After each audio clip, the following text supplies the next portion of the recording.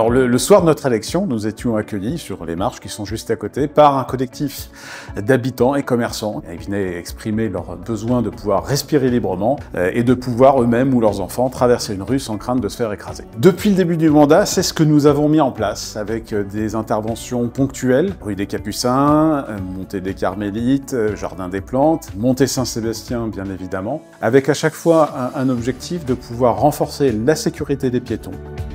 La prochaine étape de ce projet, c'est bien évidemment le projet Presqu'île à vivre, qui va permettre à la Presqu'île de retrouver une connexion à la Saône, avec les terrasses de Saône qui vont être inaugurées au printemps prochain. Et de l'autre côté, le projet Rive droite de Rhône, qui va nous permettre d'enlever cette autoroute urbaine qui aujourd'hui sépare la Presqu'île du fleuve.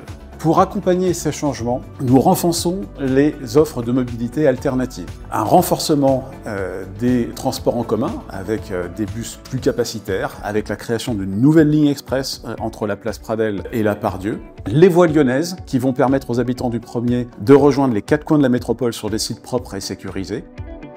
Sur la gestion de l'espace public, nous avons accompli le déploiement des bornes de compost qui permettent de récupérer plusieurs centaines de tonnes de déchets valorisables et qui partaient auparavant à l'incinérateur. Nous allons très prochainement expérimenter l'enlèvement à la demande des encombrants qui donnera ainsi un meilleur service pour les habitants qui n'ont pas de voiture pour se rendre en déchetterie. À propos du boulevard de la Croix-Rousse, le projet tant attendu est enfin lancé. Nous allons restaurer pleinement ces promenades, planter tous les arbres manquants, près de 400, et enfin, positionner le marché en face des immeubles.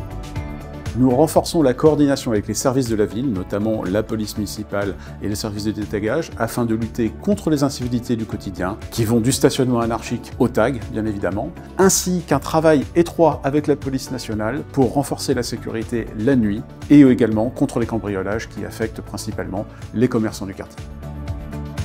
Depuis 2020, notre ambition est claire. Transformer la ville pour améliorer le quotidien des Lyonnais et des Lyonnaises pour faire face au changement climatique.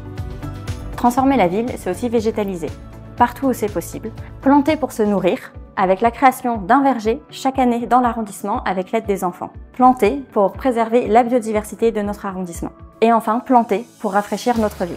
Montée des Carmélites, boulevard Croix-Rousse, place Satonnet, place Chardonnay, nous plantons dans nos rues et créons de nouveaux espaces de fraîcheur. Donc l'affrichement Pasteur sera accessible dès cette année et le jardin des Chartreux et le parc Sutter réaménagés très bientôt.